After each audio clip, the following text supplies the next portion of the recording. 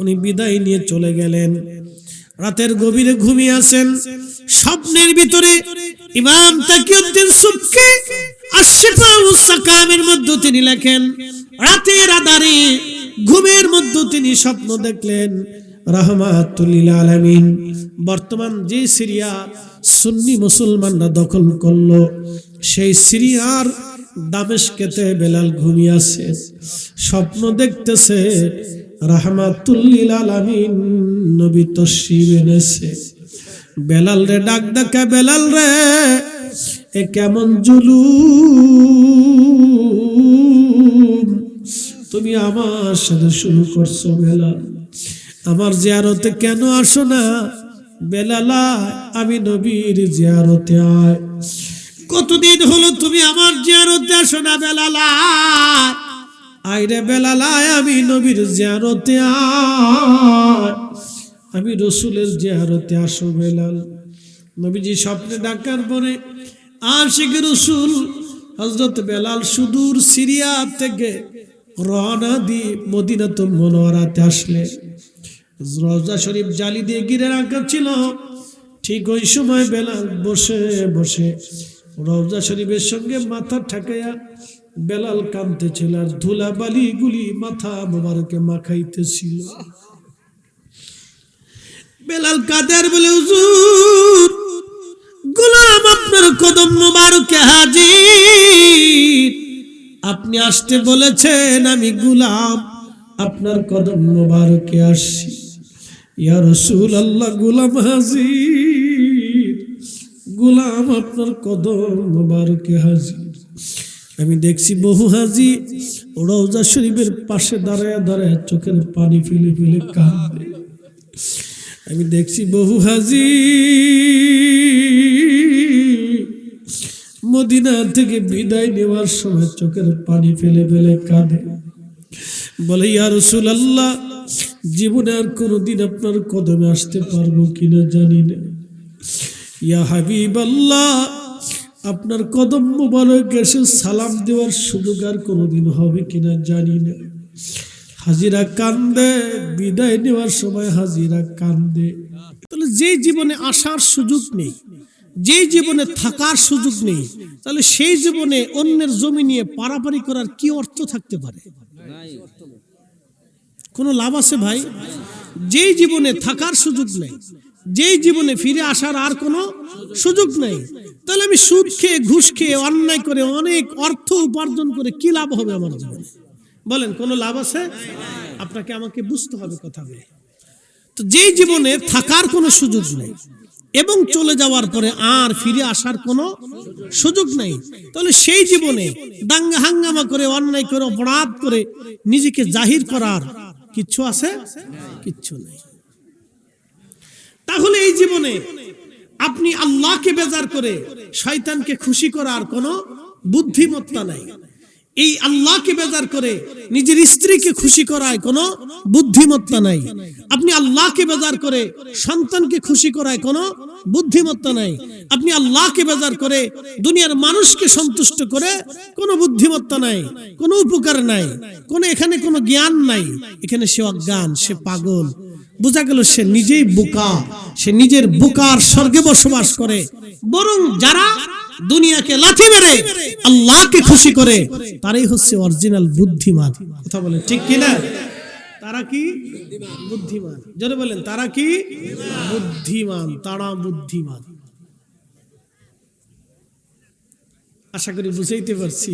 আল্লাহ কোরআনে এক আয়াতে ওয়াজ করলেন, الذي خلق الموت والحياة ليبلوكم أيكم أحسن عملا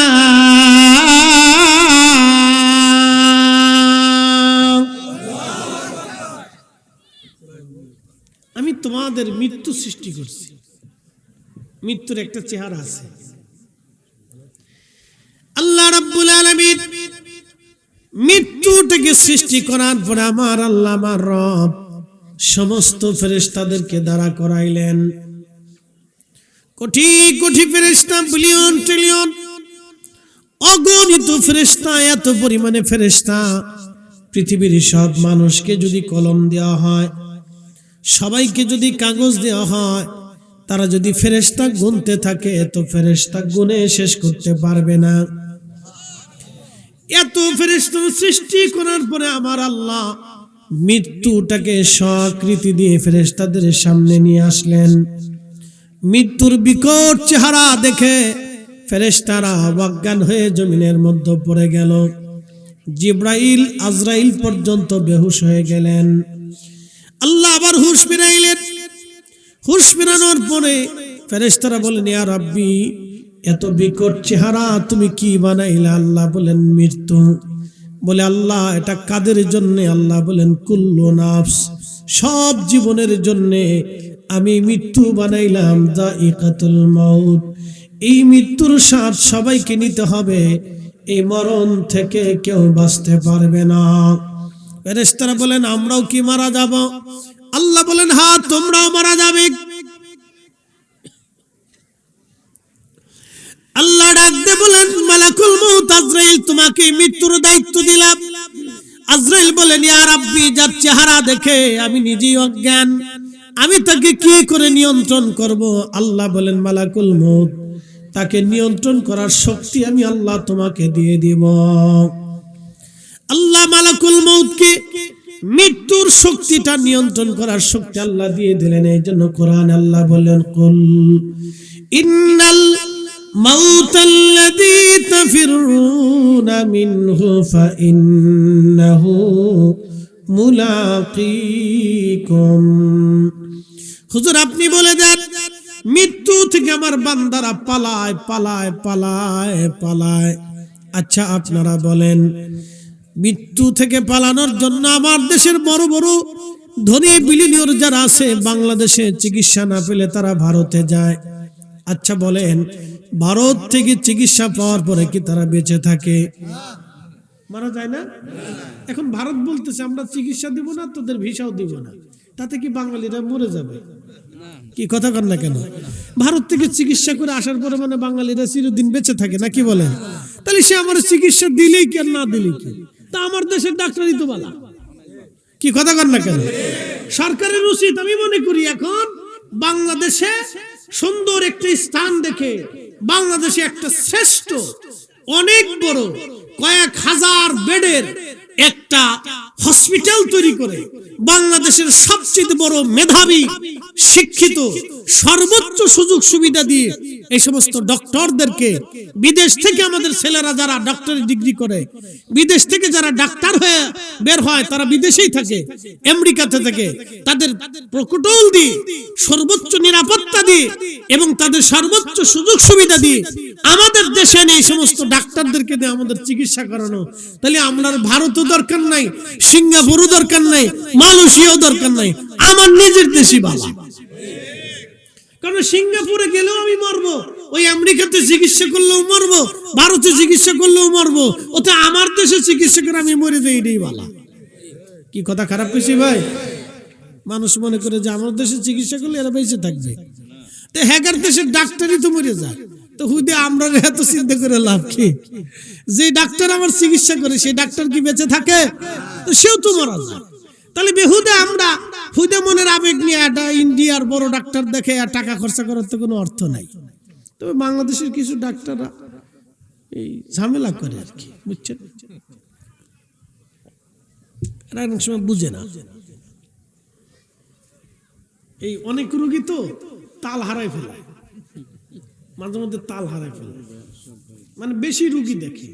এক একজন ডাক্তার প্রত্যেকদিন যদি 100 রোগী দেখে, তো 100 জনের 100 রকম রোগ, 100 জনের কথা, তখন তার ব্রেনে এটা সমস্যা করে, আবার ক্লাস করায়, আবার স্ত্রী পুত্র পরিজন আছে। আমি নিজেই তো চিন্তা করি যে আমি ওয়াজ করে যে ধরেন আজকে এখানে আপনাদের এখানে 2 ঘন্টা কথা বলবো, আর একটা আছে সেখানে 2 ঘন্টা, তো কয় ঘন্টা গেল?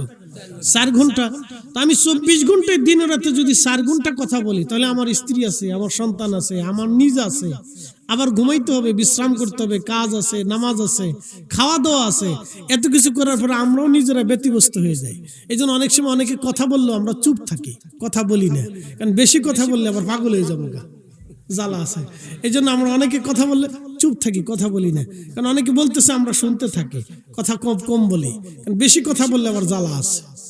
তো অনেকে ভাবে হয়তো হুজুর মানে কথা বলে না, হুজুর মানে খুব অহংকারী। না, বিষয়টা এরকম না। বিষয়টা আমরা ওই সময় যদি চুপ না থাকি তাহলে আমার ব্রেনের সমস্যা করবে। আবার অনেকের সাথে মোবাইলে কথা বলতে হয়, মোবাইলে অনেক সময় না বললে হুজুর কথা বলে না, তার অ্যাসিস্ট্যান্ট দিয়ে ধরায়। আর আমি যে কেন কথা বলি না সেটা তো আমি নিজে জানি, ঠিক আছে না? আমি যদি প্রত্যেক দিন 100 জনের সাথে কথা বলি মোবাইলে, তো 2 মিনিট করে কথা বললে কয় মিনিট হয়? 200 মিনিটে কয় ঘন্টা হয়? একটা লোক যদি 3 ঘন্টা মোবাইলে একটানা কথা বলে, তার ব্রেন তো নষ্ট হয়ে যাবে। সে ওয়াজ করবে কি ছাতা? হ্যাঁ, সে ওয়াজ করতে যে এক আয়াত তার এক আয়াত ঢুকে যাবে, এক কথায় তার এক কথায় চলে যাবে। বউরে খালা কবে, খালারে বউ করে ফেলবে। কি কথা কর না কেন?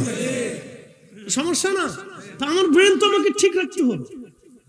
এই জন্য আমরা অনেক সময় ইচ্ছা করলেও মোবাইলে কথা বলি না, কথা বলি না, ইচ্ছা করলেও বলি না। আমার মন চায় যে আপনাদের সাথে কথা বলি, কিন্তু আমি পারতেছি না। তো না, আমার স্বাস্থ্য তো টিকে রাখতে হবে। আপনি এই যে আয়োজনটা করছেন, বলেন তো কত স্বপ্ন আপনাদের। এখন যদি আমি এসে ওয়াজ এসে বলি, ভাই আমরা কেমন আছেন, আপনারা আমার ওয়াজ শুনতে পারতেছেন, কেমন হবে বলেন তো? আপনারা আশা করে ওয়াজ শুনতে আসছেন না? তা আমার কথা যদি শ্রুতি মধুর না হয়, তখন আপনি বলবেন যে দূর হুজুর আনছে আজারে বাজারে কোত্থেকে ধরে নিয়েছে, কথা বলতে পারে না। কথা ঠিক আছে না ভাই? এই জন্য আমাকে সুস্থ থাকতে হবে, অনেকে বুঝে না। তো যাই হোক, আল্লাহ আমাদেরকে সকলকে বুঝার এবং সব দিকে ম্যানেজমেন্ট করার তৌফিক আল্লাহ দিক। সকলে বলে না আমিন। আপনার ঘরের বউ যদি রাগ করে তো মাথা ঠান্ডা রেখে সেতে যায় দেন। উনি সেতলে যদি আপনি সেতেন, তাহলে সেতা সেতির ভিতরে বিরাট যুদ্ধ লাগতে পারে। এই জন্য উনি সেতলে আপনি ঠান্ডা থাকবেন, আর আপনি সেতলে উনি ঠান্ডা থাকতে হবে। হ্যাঁ, তাহলে ব্যালেন্স হইব। গরমে নরম, নরমে গরম। একসাথে জোরে বলি তো আল্লাহু আকবার। না না, হয় না, আরো জোরে, আরো জোরে। মৃত্যু কার হাতে? আমরা চলে যাব কার কাছে? আর ফিরে আসার কোনো সুযোগ নাই। প্রিয় ভাইরা আমার, কিন্তু যারা বিশ্বাস করে পৃথিবীতে আবার আসবো, না না, পৃথিবীতে আর আসার কোনো সুযোগ নাই। কবর সত্য, কবরে প্রশ্ন হবে সত্য। তার একটা বাস্তব ঘটনা শোনাই। বিশ্ববিখ্যাত নবীজির 2 জন সাহাবী ছিলেন। একজনের নাম হযরত হুযায়ফা রাদিয়াল্লাহু আনহু, আর একজনের নাম আব্দুল্লাহ আনসারী রাদিয়াল্লাহু আনহু। যেহেতু এখানে কবরবাসীদের রূহের মাগফিরাত কামনায় ওয়াজ, অতএব কবরের 2টি ওয়াজ আপনাদেরকে শোনাই দিয়ে যাই। আল্লাহ রাসূল বললেন, আল কবরু রাউযাতুম মিন রিয়াজিল জান্নাহ। কবর হলো কোন মানুষের কবর জান্নাতের বাগান। কোন কবরকে আল্লাহ রওজা বানায় দেয়। রওজা কি বানায়? একসাথে বলেন, কি বানায়? তাহলে আমার নবীর কবর কি? জোরে বলেন, জোরে জোরে জোরে জোরে। না না, একসাথে আরো জোরে বলেন, রওজা শরীফ বা মুবারক। কথা ঠিক কিনা? তিনি নবীজির রওজা হচ্ছে উম্মতের কবরকে রওজা বানানোর সেন্টার, মূল টাওয়ার। যদি রাসূলের কবরকে কেউ রওজা বিশ্বাস না করে, তাহলে সে মূলত আল্লাহ রাসূলের ইজ্জতে হাত দিছে। কিন্তু বড় দুঃখের বিষয়, আমাদের দেশে এক শ্রেণী আছে যারা বুকে হাত বেঁধে নামাজ পড়ে। আমার এই ভাইগুলি, তাদের বিশ্বাস হলো নবীজির কবরকে মাকবারা বলতে হবে, কবর বলতে হবে, রওজা বলা যাবে না। আচ্ছা, আপনারা বলেন তো, নবীর কারণে উম্মতের কবর আল্লাহ রওজা বানায় দেয়। একসাথে বলবেন আল্লাহু আকবার। আরো বলি, মনোযোগ দেন। রওজা শরীফ থেকে মিম্বর শরীফ পর্যন্ত যারা হজে গেছেন, এখানে হাজিরা আসেননি? আচ্ছা, মাশাআল্লাহ, আলহামদুলিল্লাহ। রওজা শরীফ থেকে নবীজির মিম্বর শরীফ পর্যন্ত এই জায়গাটাকে কি বলে? রিয়াজুল জান্নাতের বাগান। এর অর্থ হলো জান্নাতের বাগান, অর্থাৎ দুনিয়াতে জান্নাতের বাগান। একসাথে বলবেন আল্লাহু আকবার। আচ্ছা বলেন তো, রিয়াজুল জান্নাহ ওইটা হলো মক্কায় হলো না কেন? বলে দেন। আচ্ছা, ওইখানে রিয়াজুল জান্নাহ হলো, বাইতুল আকসাতে হলো না কেন? আচ্ছা আরো বলি, ওইখানে রিয়াজুল জান্নাহ হলো, বাংলাদেশে বাইতুল মুকাররমে হলো না কেন?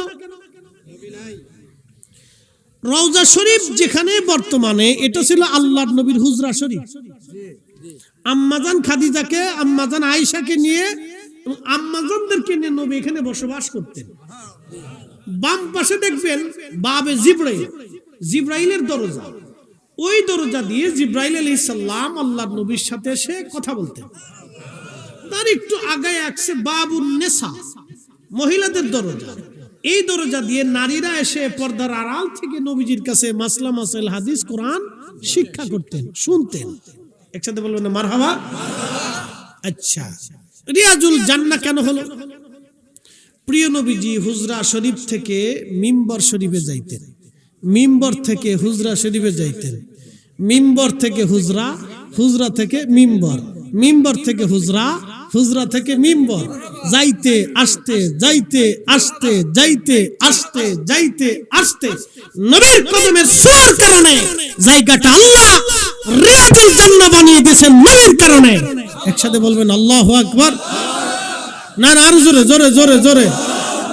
নবীর কারণে যদি জায়গা রিয়াজুল জান্নাহ হয়ে যায়, তাহলে রাসূল যেখানে ঘুমায় সেটা কেন রওজা হবে না?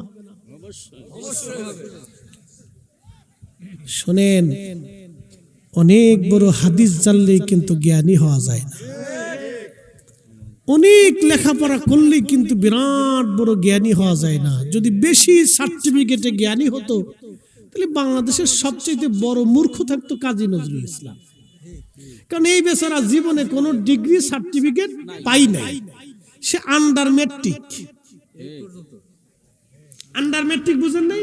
আগের ভাষা বলতেছি, ম্যাট্রিক পাস না করলে বলতো আন্ডার ম্যাট্রিক, মানে ম্যাট্রিক পাস করে নাই, বেচারা 8 পাস। কি পাস? 8 পাস। একজন কবির লেখা, তার প্রবন্ধ, গ্রন্থ, সাহিত্যের উপরে বাংলা ডিভিশনে আমার বাংলাদেশের প্রত্যেকটা ইউনিভার্সিটি থেকে ডক্টর ডিগ্রি অর্জন করে, এমফিল করে, গবেষণা করে। তাহলে একজন 8 পাস লোকের লেখনী থেকে আজকে ডক্টরেট ডিগ্রি হয়, তাহলে বুঝেন তিনি কত বড় ডক্টর ছিলেন। এই জন্য লেখাপড়া সার্টিফিকেট বেশি হইলেই বড় জ্ঞানী হওয়া যায় না। এই কথা কন না কেন? জোরে বলেন। মদিনা ভার্সিটি আর আজহার থেকে পড়ে আসলেই বড় আলেম হয় না। আলেম তাকেই বলে যার কলিজার ভিতরে রাসূলের ইশক বেশি। কথা বলেন ঠিক না বেঠিক? যার কলিজার ভিতরে রাসূলের তাজিম নাই, ও আলেম হতে পারে না। একসাথে বলেন, আলেম হতে পারে না। আপনাদেরকে আরো বুঝাই, আপনারা এই অঞ্চলের মানুষ, অনেক গরিব বাবা আছে না, দিন আনে দিন খায়, সারা দিন পরিশ্রম করে 500 টাকা রুটি রুজি করে। তো সে তার অনেক কষ্ট করে ছেলেটাকে পড়াইতে পড়াইতে, ছেলেটা খুব মেধাবী, পড়তে পড়তে একটা পর্যায়ে বিসিএস কমপ্লিট করে ছেলেটা ডিসি হয়ে গেল। কি হয়ে গেল? ডিসি। তো ধরেন ছেলেটা এখন এই কোন একটা জেলার ডিসি। তো বাবা চিন্তা করলো আমার ছেলেটা জেলার ডিসি, তো ছেলেটাকে দেখে আসে। তো বাবা তো সেই গ্রামের মানুষ, সে আগের সেই পুরাতন একটা পোশাক পরে, একটা পাঞ্জাবি গায়ে দিয়ে এই হাঁটতে হাঁটতে হাঁটতে হাঁটতে ডিসি অফিসে চলে গেল। ধরেন নরসিংদী না, পার্শ্ববর্তী জেলা কিশোরগঞ্জ ডিসি অফিসে। ডিসি চিন্তা করলো আমার বাবা তো গাওয়া গ্রাম্য মানুষ, বুঝে সুঝে না, নর্মাল পোশাক পরে চলে আসছে, এত অফিসার, এত জ্ঞানী শিক্ষিত শিক্ষিত এমপি বসে রয়েছে, তা আমি এর ভিতরে বাবার সম্মানে দাঁড়ায় বাবাকে কি করে চেয়ার ছেড়ে দেই? আচ্ছা আপনি বলেন, এই ডিসি কি আদতেই মানুষ হতে পারছে? কি কথা কন না কেন? কেন? সে তো বিসিএস কমপ্লিট করছে, লেখাপড়া করছে, ইউনিভার্সিটি থেকে শেষ করলো, এত মেধাবী। আপনার দৃষ্টিতে সে এখনো মানুষ না। তার অর্থ হলো লেখাপড়া হলেই মানুষ হওয়া যায় না, যদি তার ভিতরে আদব না থাকে। এই কথা বলেন, জোরে বলেন। কি না থাকলে? কি না থাকলে? যে আলেম রাসূলের প্রতি আদব নাই, তাজিম নাই, সম্মানবোধ নাই, রাসূলের প্রতি তার ইজ্জত অন্তরে থাকে না, সে কি করে আলেম হয়? আপনি এখন ঠিক বললেন না, কারণটা কি? জোরে বলেন। আমি বুঝাইতে পারছি আশা করি বুঝে যাবেন। এটা আমি কি কারো বিরুদ্ধে বলছি? আমার তো বিরুদ্ধে বলার দরকার নাই। আমাকে আপনাকে বুঝতে হবে বাবা, ফিরে যাব কার কাছে? আল্লাহর কাছে। হিসাব দিতে হবে কার কাছে? আল্লাহর কাছে। আমরা ওখানে ফিরে চলে যাব, সময় চলে যাব। আচ্ছা বলেন, এখানে 100 বছর বয়সী কেউ আছে? 100 বছর বয়সের কেউ আছে এখানে?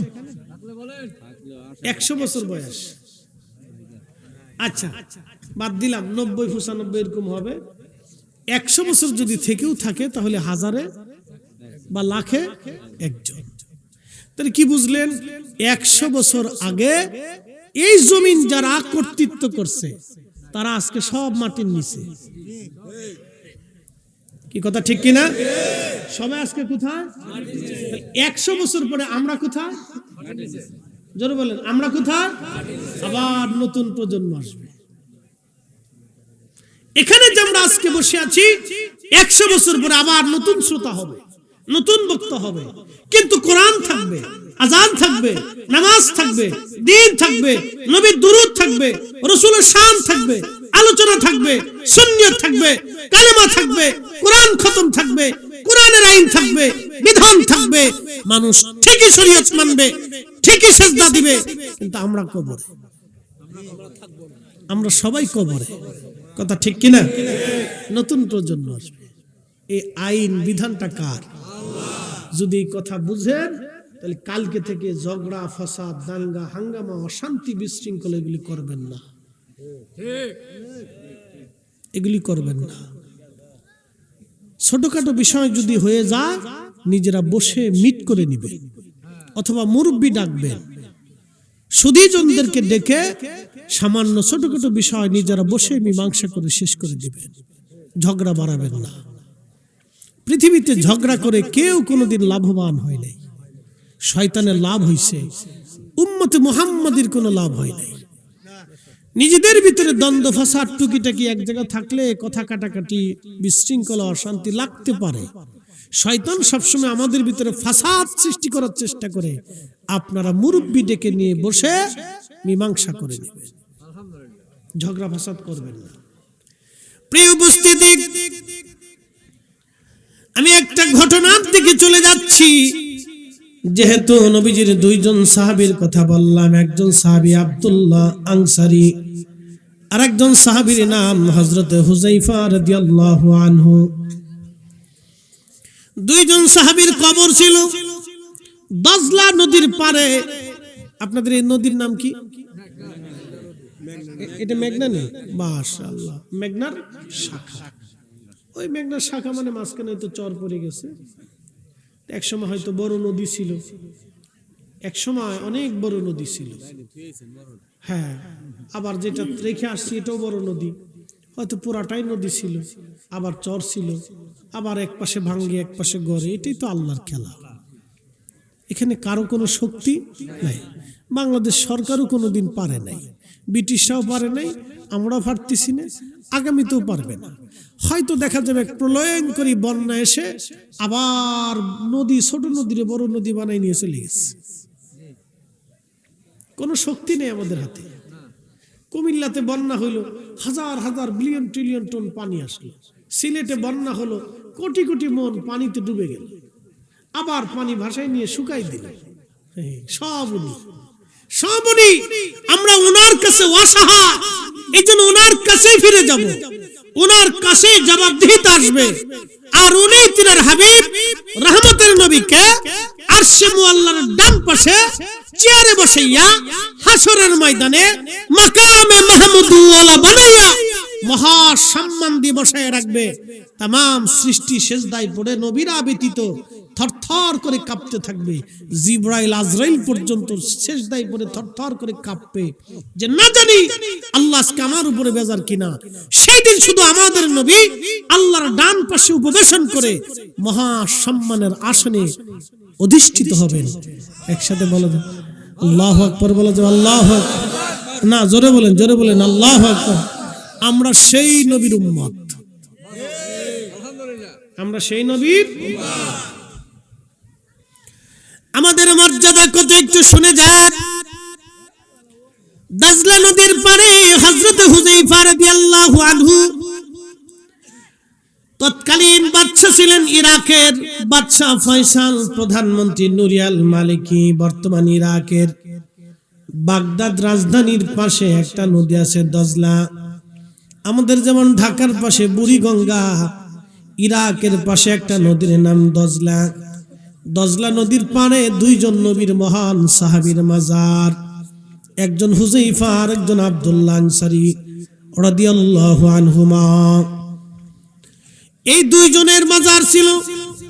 দজলা নদীর পানির কারণে ঢেউে ঢেউে পার ভেঙে ফেলে দেওয়ার পরে হুযায়ফা রাদিয়াল্লাহু আনহুর কবরের এক পাশ ভেঙে মাটি দজলা নিয়ে চলে গেল। ভিতরে ঢেউে ঢেউে ঢেউে ঢেউে পানি ঢুকতে লাগলো। বাদশা ফয়সালকে হযরত হুযায়ফা স্বপ্ন দেখাইলেন, বাদশা ফয়সাল, আমি রাসূলের সাহাবী হুযায়ফা বলতেছি, আমার কবর দজলা নদী ভেঙে ফেলেছে, কবরের এক পাশ পানি ঢুকতেছে ঢেউে ঢেউে, আমার বড় কষ্ট হয়। আমার পাশে নবীর আরেকজন সাহাবী ঘুমানো, আব্দুল্লাহ আনসারী, পানির কারণে তার কবর স্যাঁতস্যাঁতা হয়ে গেছে, তারও কবরের মধ্যে কষ্ট হয়। আমাদেরকে দ্রুত গতিতে কবর থেকে স্থানান্তর করে অন্য কোথাও সরায় নাও। একবার জোরে বলা যাবে কে মারহাবা। শ্রেষ্ঠ নবী দিলাম রে তরি নিতে রোজ হাসরে, পথ না ভুলি তাই তো দিলে, পথ না ভুলি তাই তো দিলে, পাক কুরআনের বাণী খুদা তোমার মেহেরবানি, খুদা তোমার মেহেরবানি। সুন্দর ফুল সুন্দর ফল মিঠা নদীর পানি, খুদা তোমার মেহেরবানি। তুমি কতই দিলে রতন ভাই বাড়াদার পুত্র স্বজন, খুদা পেলি অন্ন যুগাও মানি চাই না মানি, খুদা তোমার মেহেরবানি, খুদা তোমার মেহেরবানি। আরে দুই একজনের এগুলো থাকবই, ব্যক্তির কথায় ওয়াজ করলে আমাদের ওয়াজ নষ্ট হয়। আল্লাহর পক্ষ থেকে যেটা আসে শুকরিয়া আদায় করতে হয়। তো মনোযোগ দেন। হযরতে হুযায়ফা রাদিয়াল্লাহু আনহু কবর থেকে স্বপ্ন দেখাইলেন বাদশাকে। আমি একটু চিন্তা দিচ্ছি, মনোযোগ দেন। হুযায়ফা রাদিয়াল্লাহু ইন্তেকাল করলেন 1300 বছর আগে। ঘটনা ইন্তেকালের 1300 বছর পরে 1933 সালের ঘটনা। 1933 হুযায়ফা রাদিয়াল্লাহু আনহুর ইন্তেকালের 1300 বছর পরে। একসাথে বলবেন আল্লাহু আকবার। কত বছর? 1300 বছর পরেও একজন সাহাবী কবরের ভিতরে জিন্দা। তো সাহাবী যদি জিন্দা হয় তো আমার রাসূল কি জিন্দা? একসাথে বলেন, জোরে বলেন। নবী আসেনি? জোরে বলেন আছে। কিন্তু বড় আফসোস, বড় আফসোস, মসজিদে নববীতে ঢুকে নবীকে সালাম দিবেন, চলে যাবেন, দাঁড়ায় দোয়া করার কোনো সুযোগ নেই। রজস্বীর দিকে ঘিরে দোয়া করলে মুতোয়া বলবে এ হাজি আল্লাহ বেদা, আল্লাহ শিরক, আল্লাহ হারাম। তুই নবীর দিকে ঘুরছিস কে? তুই কাবার দিকে ঘুরে যা। এখন বলি, প্রশ্ন করবে, জবাব দিবেন তো। কাবা দিয়ে কি নবী? কথা কন না কেন? কাবা দিয়ে, প্রশ্ন কিন্তু জটিল। কাবা দিয়ে কি নবী? না নবী দিয়ে কাবা? কাবা দিয়ে নবী, নবী দিয়ে কাবা। কারণ নবীর মাধ্যম দিয়ে আল্লাহ কোরআন দিয়েছেন, দ্বীন দিয়েছেন, ঈমান দিয়েছেন, ইয়াকিন দিয়েছেন, বিশ্বাস দিয়েছেন, ইসলাম দিয়েছেন। এই পবিত্র শাশ্বতবাণী ধর্ম আল্লাহ রাসূলের মাধ্যম দিয়ে দিয়েছেন। কাবাটা শুধু একটি স্থান, সম্মানের স্থান, সম্মানের বস্তু। কথা ঠিক কিনা? কাবার মাধ্যম দিয়ে আল্লাহ তাম পৃথিবীতে মসজিদ নির্মাণ করেছেন, ঠিক আছে, কিন্তু কাবাও সম্মানিত, কিন্তু রাসূলের চাইতে না। কাবা সম্মানিত কিন্তু নবীর চাইতে না। কাবাও মহা ইজ্জতওয়ালা কিন্তু রাসূলের চাইতে না। এই কথা বুঝবেন। হাজিরিন, সাহাবী রাসূল হযরত হুযায়ফা 1300 বছর পরে তিনি স্বপ্ন দেখান, বাদশা আমার কবর ভেঙে গেছে, তাড়াতাড়ি সরাও। প্রথম রাত্রি স্বপ্ন দেখাইলেন। প্রথম রাত স্বপ্ন দেখানোর পরে বাদশা ফয়সাল দিনের কাজের চাপে, রাষ্ট্রীয় চিন্তার কারণে রাতের স্বপ্নের কথা ভুলে গেলেন।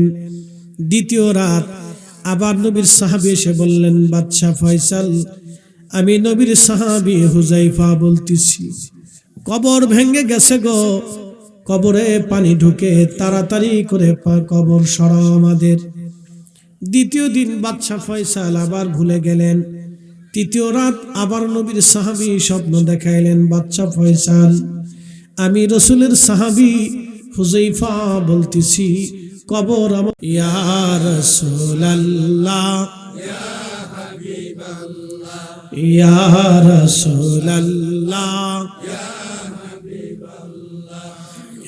এ মুসলমান, নরসিংদীবাসী, কাজের কামদের মুসলমান, খুব মনোযোগ দিবেন। সাহাবী রাসূল 1300 বছর পরে স্বপ্ন দেখায়, স্বপ্ন দেখায়, স্বপ্ন দেখায়। 1450 বছর আগে কোরআনে যাহা বলা হলো তাহা ঠিক। আল্লাহ পাক বলে দিলেন, আল্লাযীনা আমানু ওয়া কানু ইয়াত্তাকুনা লাহুমুল বুশরা ফিল হায়াতিদ দুনিয়া ওয়া ফিল আখিরাহ। যারা ঈমানে আমলে, ঈমান আনার পরে যারা মুত্তাকি হয়েছে, তাকওয়াশীল হয়েছে, আমার রব বললেন, লাহুমুল বুশরা, লাহুমুল বুশরা ফিল হায়াতিদ দুনিয়া, দুনিয়াতে তাদের জন্য সুসংবাদ, ওয়া ফিল আখিরাহ, আখিরাতেও সুসংবাদ। 1300 বছর পর্যন্ত সাহাবী রাসূল কবরের মধ্যে জিন্দা। একসাথে বলা যাবে আল্লাহু আকবার। খুব মনোযোগ দিয়ে শুনবেন। বাবাজি কবর শরীফ হাজিরা দরখাস্ত করলো। বাদশা ফয়সাল দ্রুত গতিতে মিটিং বসাইলেন, কি করা যায়। সাহাবীদের তাগাদা, অন্যদিকে তেনাদের কষ্ট হয়। হুযায়ফা রাদিয়াল্লাহু আনহুর রওজা শরীফের পাশে, মাজার শরীফের পাশে যা দেখলেন, হ্যাঁ, দজলা নদী ভেঙে ফেলে দিয়েছে। তখন তারা সিদ্ধান্ত নিল, একটা কাজ করা যায়, দজলার এই পার যে পারটা ভেঙেছে, এখানে সিমেন্ট দিয়ে, রড দিয়ে আমরা একবারে ঢালাই করে দিই, এই জায়গাটা আমরা ঘিরে দিয়ে দেব, বেড়িবাঁধ তৈরি করে দিব, এবং কবরের ভিতরের অংশ থেকে পানি নিষ্কাশন করে এই পানিগুলি আমরা দজলার মধ্যে ফেলে দিয়ে জায়গা শুকনা বানায় দিব। তারপরে হাজির আসবে, পৃথিবীর বিভিন্ন দেশ থেকে লোকেরা আসবে, সবার সামনে আমরা মহান দুইজন সাহাবীকে কবর থেকে উঠাবো। আল্লাহ, 1300 বছর পরে একটা বাস্তব ঘটনা। সবার একই চিন্তা, সাহাবী দেখবো, নবী দেখার সুযোগ হয় নাই, তাহলে দেখবো সাহাবী কেমন। এই জন্য মনে রাখবেন, কবর সত্য, আল্লাহ সত্য, আমার রাসূলও সত্য। তার মানে বুঝা গেল, কিয়ামত পর্যন্ত আমার নবীর মুজিজা চলমান হবে। সব নবীর মুজিজা শেষ, আমার নবীর মুজিজা কিয়ামত পর্যন্ত চলতে থাকবে। ঠিক কিনা? আমার রাসূলের মুজিজা কিয়ামত পর্যন্ত চলতে থাকবে, কিয়ামত পর্যন্ত চলতে থাকবে। আমার নবীর মুজিজা বন্ধ হবে না। নরসিংদীবাসী মনোযোগ দিবেন। হাজিরিন, এই মহান দুইজন সাহাবী হজ শেষ হয়ে যাওয়ার পরে সময় আসলো, লক্ষ লক্ষ মানুষ ইরাকের বাগদাদে জমা হয়ে গেল। ইরাকের একজন সাহাবী ছিলেন, তার নাম হযরতে সালমান ফারসি রাদিয়াল্লাহু আনহু। 250 বছর দুনিয়াতে হায়াত পেয়েছিলেন। তিনি অত্যন্ত আশিকে রাসূল ছিলেন। 250 বছর হায়াত পেয়েছিলেন উনি। ইরাকের সালমান পার্ক নামক একটা এলাকা আছে, এইখানে তিনার মাজার আছে। ওই সালমান পার্কে সালমান ফারসি রাদিয়াল্লাহু আনহুর রওজার পাশে ওনার মাজারের পাশে 2টা কবর খনন করা হলো। 1300 বছর পরে নতুন করে সাহাবী রাসূলদেরকে আবার কবরস্থ সমাহিত করা হবে, কবরস্থ করা হবে আবার নতুন করে। একটু চিন্তা করেন তো ঘটনাটা কত প্রসিদ্ধ। লক্ষ লক্ষ মানুষ ইরাক হাজি থেকে প্রায় 5 লক্ষ হজ শেষ করে আসছে। ইরাকের লক্ষ লক্ষ মানুষ ইরাকের বাগদাদে জমা হলো। নির্দিষ্ট দিন তারিখ হলো। আজকে সবার সামনেই কবর থেকে 2 মহান সাহাবীকে উঠানো হবে। সবাই উপস্থিত হয়ে উপর থেকে মাটি সরানোর পরে ঠিক 1300 বছর আগে যেইভাবে রাসূলের সাহাবীকে সমাহিত করা হয়েছিল, সেই চুল, সেই দাড়ি, সেই ত্বক, সেই লাবণ্যতা, সেই চেহারা, সেই ঠোঁট, সেই হাত, সেই বডি, সেই রক্ত সঞ্চালন, সেই চেহারা সেই রকমই পড়ে আছে। কাফনের কাপড়টা পর্যন্ত মাটি ধরতে সাহস পাইছে। একসাথে বলবেন আল্লাহু আকবার। আর একটু জোরে বলবেন আল্লাহু আকবার। কোরআনে আল্লাহ যা বলছে কোন শব্দ মিথ্যা আছে? রাসূল যা বলেছেন তাই ঠিক। নবী বলছেন আল কবরু রাউযাতুম মিন রিয়াজিল জান্নাহ। কারো কারো কবর আল্লাহ জান্নাতের বাগান বানায় দেয়। পৃথিবীতে একজনের 2টা মাজার আছে, এছাড়া বাকি আর কারো 2-3টা মাজার আছে, এই আছে সেই আছে, এগুলির কোনো ভিত্তি নেই।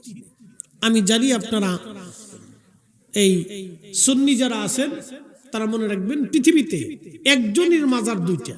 বাকি কেউ যদি বলে যে আমার অমুক পীরের 4টা মাজার, এগুলো সব ডাহা মিথ্যা কথা। এগুলো মানুষের বানানো, অলৌকিক, কাল্পনিক। এগুলোর কোনো ভিত্তি নেই, ভিত্তি হতে পারে না। পৃথিবীতে একজনের 2টা মাজার, তিনি ইমাম হুসেইন শহাদে কারবালা, সুলতানে কারবালা, শুধু ওনারই 2টা মাজার। বলে কেন?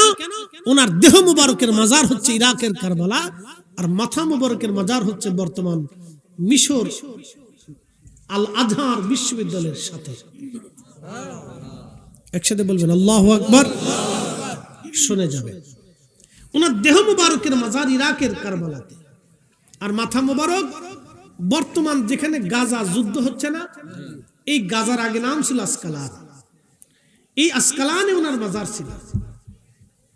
তো ক্রুসেডার খ্রিস্টানরা একসময় এই অঞ্চল দখল করে নিয়েছিল। এটা আজকে থেকে যুদ্ধ না, সিরিয়ার এই যুদ্ধ আজকে থেকে না। আজকে দেখলেন যে সিরিয়ার সুন্নি মুসলমানরা বিজয় হয়েছে, মারহাবা বলে। সিরিয়াতে বাশার আল আসাদকে হটিয়ে সুন্নি মুসলমানরা বিজয় অর্জন করেছে। এটা রাসূলের ভবিষ্যৎবাণী। সুনানুত তিরমিজিতে একটা হাদিস আছে, আল্লাহর নবী বলতেন আমার উম্মত শামে আমার একটা আল্লাহর বাহিনী থাকবে। শামে সিরিয়া, ফিলিস্তিন, জর্দান, এই লেবানন, এই অঞ্চলটাকে আগে শাম বলা হতো। নবী বলতেন শামে আমার আল্লাহর একটা বাহিনী থাকবে, কিয়ামত পর্যন্ত তারা কাফেরদের সাথে লড়াই করবে। পৃথিবীর সমস্ত শক্তি একত্রিত হলেও তাদেরকে ধ্বংস করতে পারবে না। জোরে জোরে জোরে জোরে জোরে জোরে। এই বাইতুল আকসাকে কেন্দ্র করে যুদ্ধ চলতে থাকবে, কিয়ামত পর্যন্ত এটা চলতে থাকবে। আজকে থেকে না, ক্রুসেডাররা বাইতুল আকসা দখল করে নিয়ে চলে গেল। সুলতানে কারবালার মাজার পড়ে গেল, মাথা মুবারকের মাজার পড়ে গেল খ্রিস্টানদের অধীনে। মিশরের বাদশা তিনি চিন্তা করলেন আমাদের সুলতানে কারবালার মাজার ওখানে থাকতে পারে না, আমি নিয়ে আসতে চাই। তো খ্রিস্টান প্রধানকে তিনি প্রস্তাব দিলেন আমরা ওনার পবিত্র মাথা নিয়ে আসব। তো খ্রিস্টান প্রধান বলেন আমরা তোমাদের নবীর দৌহিত্রের মাথা দিয়ে কি করব? তো নিয়ে যাও, কিন্তু 30,000 স্বর্ণ মুদ্রা দিতে হবে।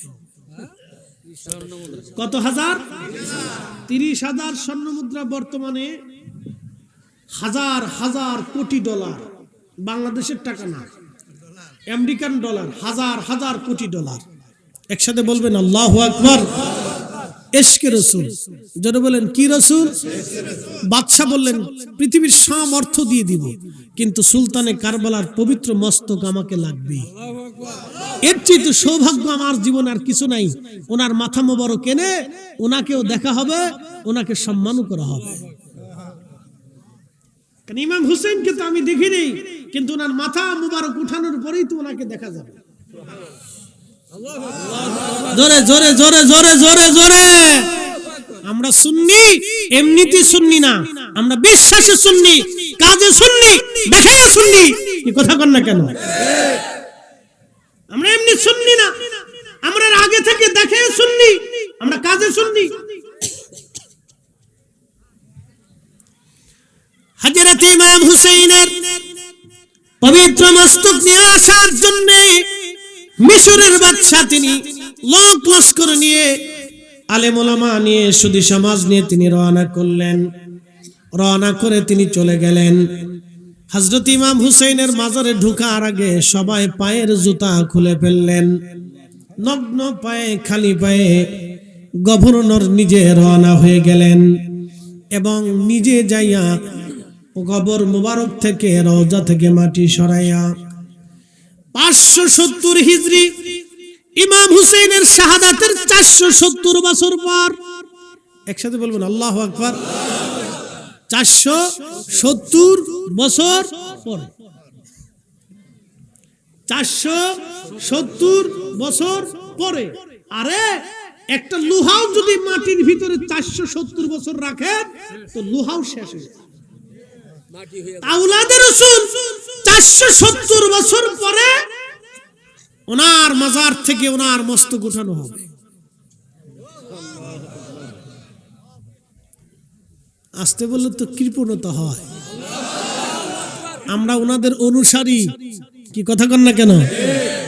আমরা আহলে বাইত রাসূলের অনুসারী, ভালোবাসি, জীবন দিয়ে বাসি, কথা কন না কেন?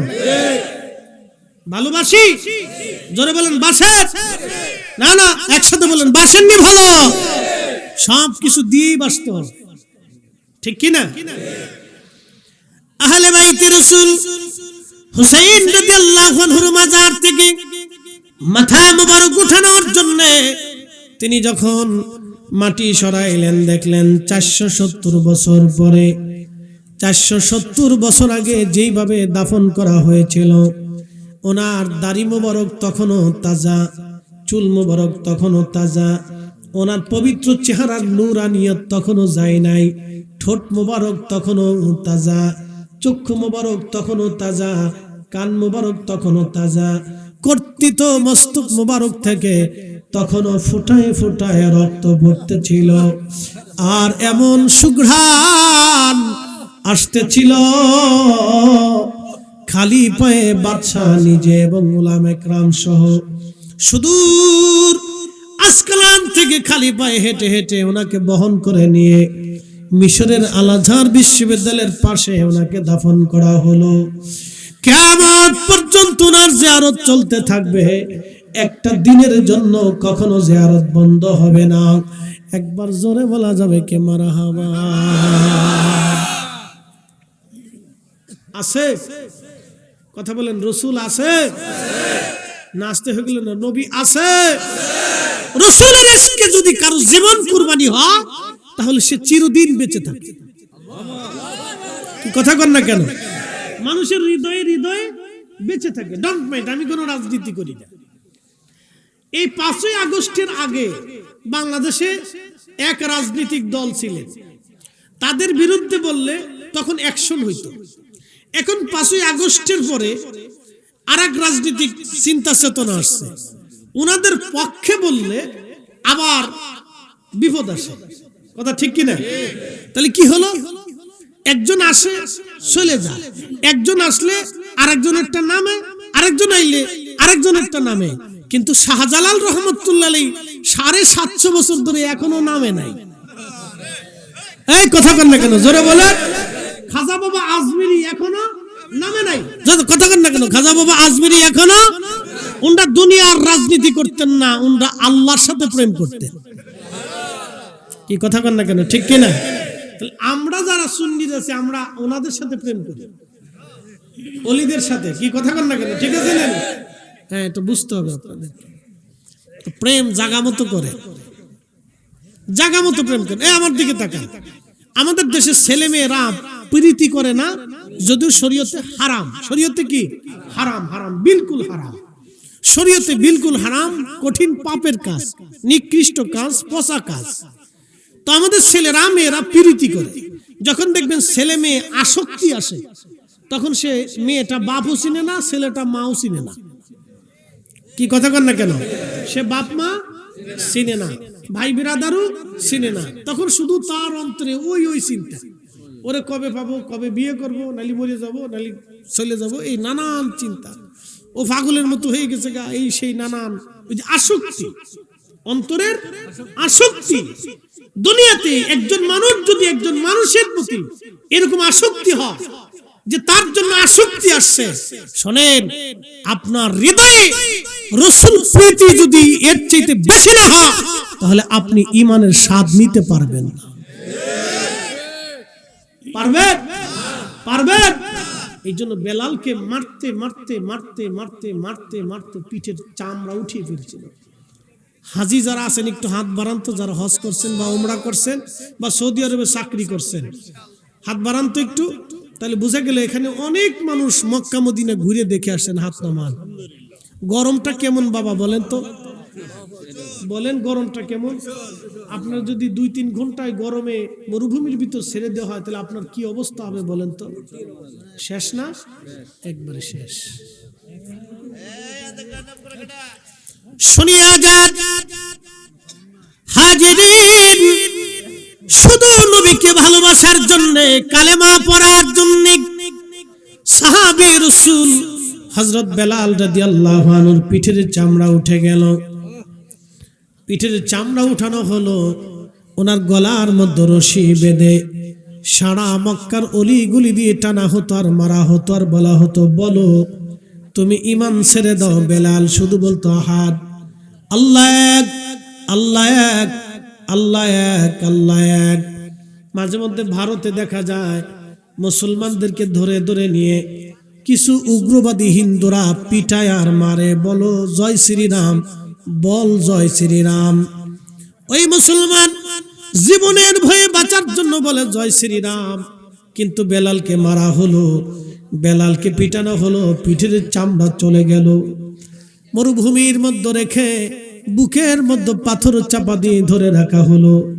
দিন পার হয়, হুশ ফিরে যায়, আবার হুশ আসে, হুশ চলে যায়, আবার হুশ আসে। যখনই হুশ আসতো তখন বলতো আহাদ, আল্লাহ এক, আল্লাহ এক, আল্লাহ এক, আল্লাহ এক, আল্লাহ এক, আল্লাহ এক, আল্লাহ এক। আমাদের কাছে মুসলমানদেরকে পিটাইলে যদি বলে বল জয় শ্রীরাম, বাঁচার জন্য মুসলমান বলবে জয় শ্রীরাম।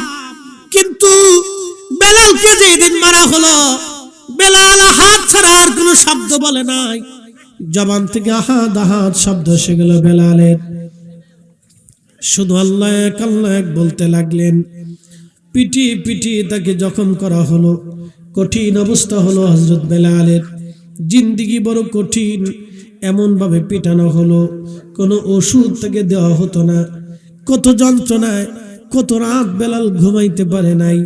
ব্যথার যন্ত্রণায় বেলালের দিনের পর দিন, মাসের পর মাস ওইভাবে চলে গেছে। খাবারও দেওয়া হতো না। একদিন আবু বকরের দয়া হলো।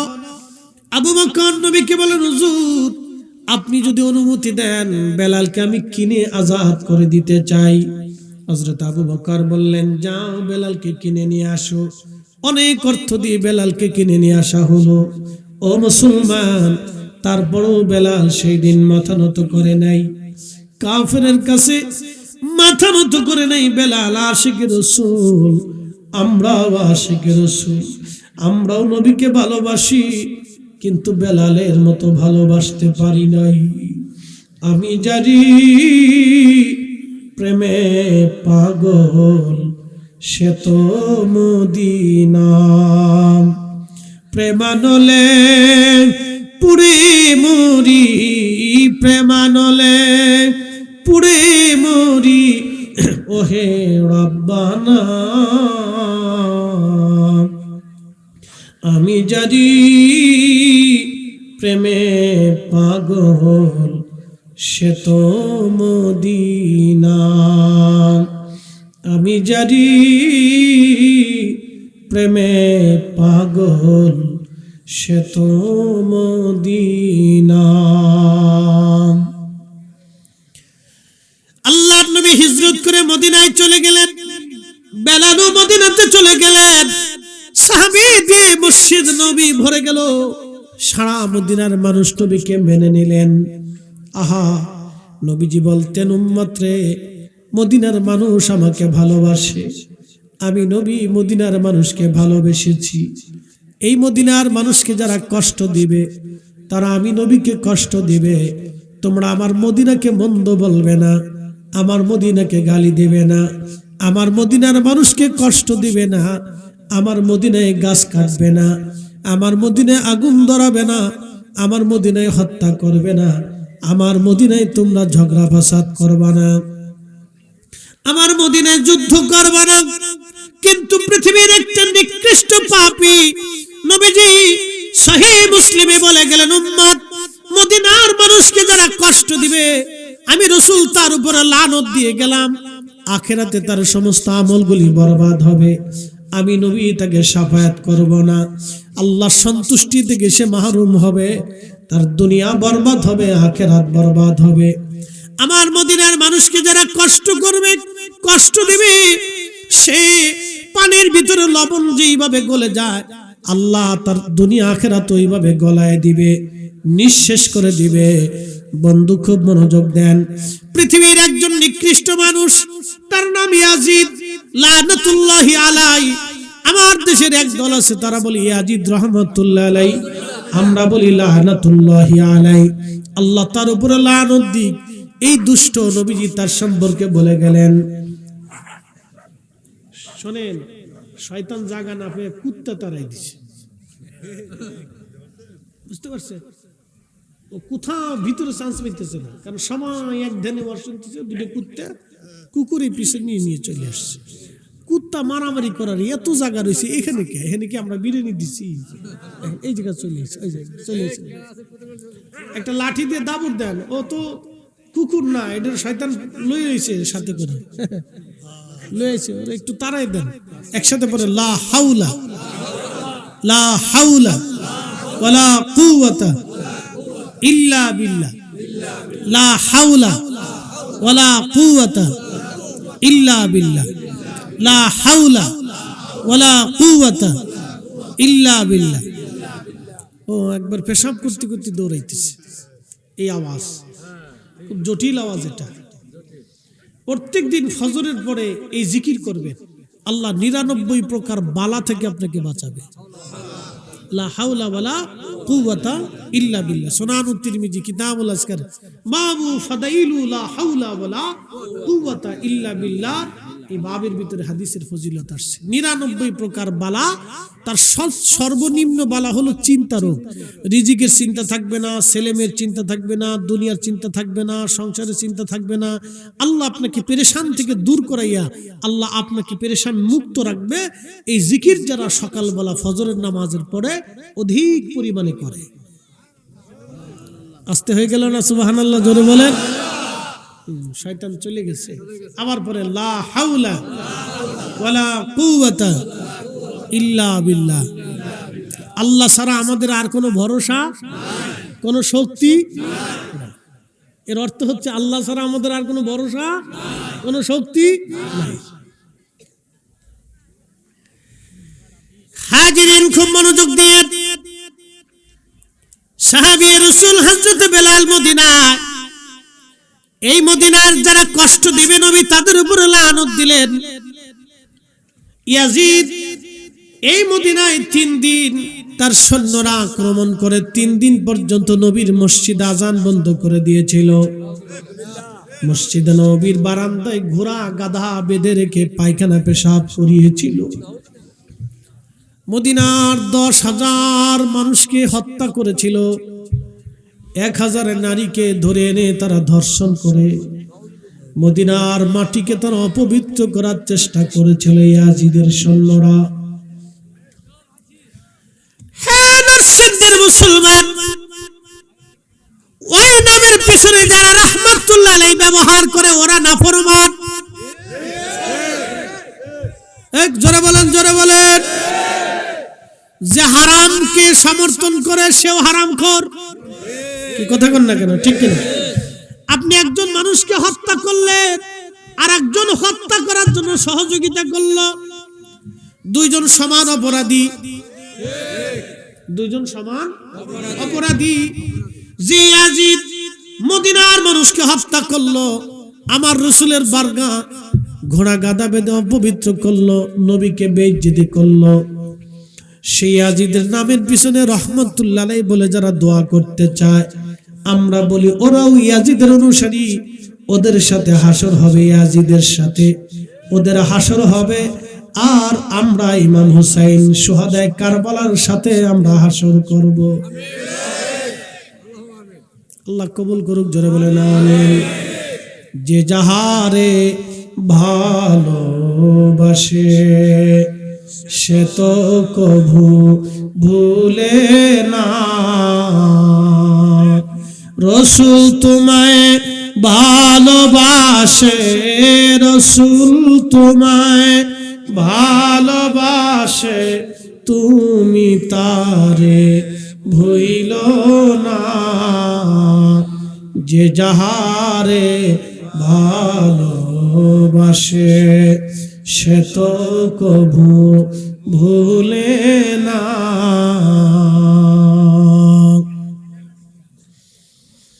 নরসিংদীবাসী, কাজিরগাঁওবাসী, কাজিরকান্দিবাসী, আল্লাহর নবীর সাহাবী বেলাল মদিনাতে আসলেন। নবীজি স্বপ্নে আল্লাহ আজান দেখাই দিলেন, কিভাবে আজান দিতে হবে আল্লাহ স্বপ্নে আজান বাতলায় দিলেন। সকালবেলা ফজর পরে নবী বললেন, সাহাবীরা রাত্রিবেলা স্বপ্নের মাধ্যমে আল্লাহ আমাকে আজান দিয়েছে, তোমরা দাঁড়াও, আমার বেলাল কোথায়? লাব্বাইক ইয়া রাসূলুল্লাহ, আমার আজানের বাক্যগুলি এই, তোমরা আমার বেলালকে আজানের বাক্যগুলি শিখিয়ে দাও। আশহাদু আল্লা ইলাহা ইল্লাল্লাহ, এরপরে আরেকটা অংশ আশহাদু আন্না মুহাম্মাদার রাসূলুল্লাহ সাল্লাল্লাহু আলাইহি ওয়াসাল্লাম। বলেন আল্লাহর পরে নবী আছে না নাই? জোরে জোরে জোরে বলেন, জোরে বলেন। আজানে আজানে আজানে আল্লাহর পরে নবী আছে, তাহলে নারে তাকবীর আল্লাহু আকবার বলার পরে নারে রিসালাত ইয়া রাসূলুল্লাহ বলতে অনেকের কাছেই ভালো লাগে না। কেন লাগে না আমি জানি না বাবা, কেন লাগে না আমি জানি না। যারা বেদাত বলেন তারা কি জনতা আমি জানি না। আপনি আপনার জনতা নিয়ে থাকেন, কিন্তু আজান থেকে কোনোদিনও আল্লাহর পরে রসুল কাটতে পারবে কোনো সুযোগ নাই। এজন্য আমরা নারে তাকবীরের সাথে আমরা রিসালাতের স্লোগান দিবই। কথা কোন ঠিক কি না?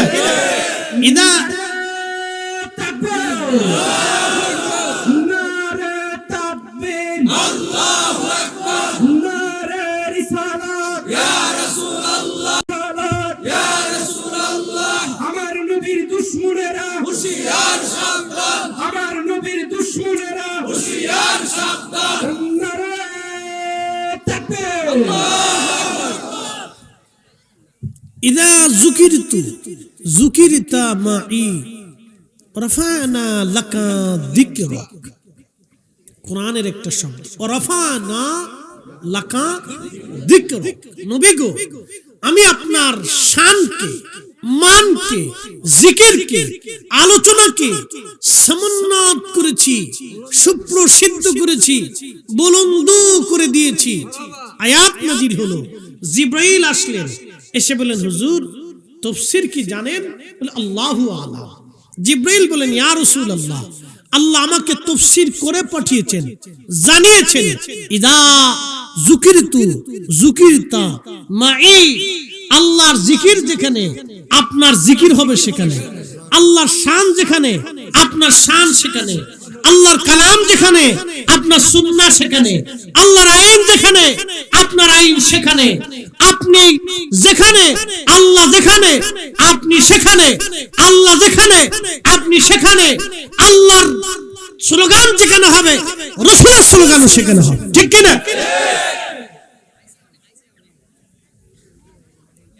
বুঝে বুঝে বেদাত বলেন, বুঝে বুঝে বেদাত বলেন। বেদাতের ফতোয়াটা না জানি রাসূলের ইজ্জতের উপর চলে যায়, তাহলে ফতোয়া কিন্তু ঘুরে আপনার আখিরাতের জিন্দেগির উপরে এসে পড়বে। পৃথিবীর সব হুজুররা যেও আপনাকে রাসূলের দরজা থেকে তার তরে আনার কিন্তু সুযোগ নাই। ওদিন হারিকেন ধরেও কোনো হুজুরকে পাবেন না, আপনার কোনো বক্তাকে পাবেন না, আপনার কোনো ব্যক্তিকে খুঁজে পাবেন না। সবাই নিজে বলবে নফসি নফসি, নিজেই চিন্তার পেরেশান, আর তুই বেটা সরে যা, আজকে টাইম নাই। ফতোয়া দিবেন বুঝে দেন, ফতোয়া দিবেন বুঝে দেন। হাসরের ময়দানের জন্য ঘুরে আছে আপনার ঘরের উপরে লানতের তবকা যাতে না পড়ে, বুঝে সুঝে দিয়ে। যদি লানতের তবকা আসে তাহলে পৃথিবীতে এমন কোন বাপের বেটা নাই, এমন কোন মায়ের পুত নাই আপনাকে আল্লাহর রসুল থেকে ফিরিয়ে আনবে। কেউ নেই, কেউ নেই, পৃথিবীর কোন শক্তি নেই। তো বুঝে কথা বলবেন, বুঝে কাজ করবেন, নতুবা আখিরাতে পস্তাইতে হবে। ফিরে যাব কিন্তু আল্লাহর কাছে। সেদিন আল্লাহর পাশেই আমার রাসূল বসা থাকবে। কোন চেহারা নিয়ে বসে থাকবে সেই দিন? আল্লাহর নবীর সামনে দাঁড়াবেন। চিন্তা ভাবনা করে যেন, চিন্তা করে তারপরে কবরে যেতে হবে। বিপদ আছে কিন্তু, মহা মুসিবত। বেলালকে আযান শিখিয়ে দিলেন নবী, আযান দিতে লাগলেন। বহুদিন বহুদিন আযান দেন। আযানের ফুয়ুজুদ এতই চমৎকার, কবি ছন্দমালাতে লিখছেন, আজও সেই মুসলিম আছে আগের মতোই,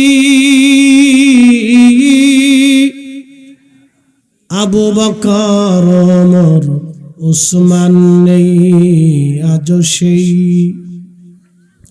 কোরআন আছে আগের মতোই, সাহাবীদের মতো পাঠক নেই, আজও সেই আজানের রসম আছে আগের মতোই, আজানের রসম আছে আগের মতোই, বেলালের মতো মুয়াজ্জিন নেই, আজও সেই আশিক রাসূল বেলাল। আযান দেওয়ার পরে প্রিয় নবীজি হুজরা মোবারক থেকে বের হয়ে নামাজ আসতেন। আসার পরে বেলাল নবীকে দেখতেন। চার কারণে মানুষ মানুষকে ভালোবাসে। 1 নম্বর জামালিয়াত, 2 নম্বর কামালিয়াত, 3 নম্বর কারাবাত, 4 নম্বর ইহসান। আমার নবীর মধ্যে জামালিয়াত ছিল, কামালিয়াত ছিল। কারাবাত মানে নৈকট্য। আপনি যত সহবত দিবেন তত মহাব্বত বাড়বে। এই জন্য সন্তানকে সময় দিতে হয়, সন্তানদের সাথে সময় দিতে হয়। যত সময় দিবেন বাবা মার প্রতি সন্তানের তত দরদ বাড়বে। শোনেন, সন্তানের হৃদয়ে মায়ের প্রতি দরদটা বাবার থেকেও বেশি থাকে। কেন বলেন তো? কারাবাত, কারাবাত। মা সন্তানকে বেশি সময় দেয়, বাবা টাইম পায় না, কাজে যায়, এ কাজে সে কাজে, ব্যবসা বাণিজ্যে দূরে দূরে থাকতে হয়।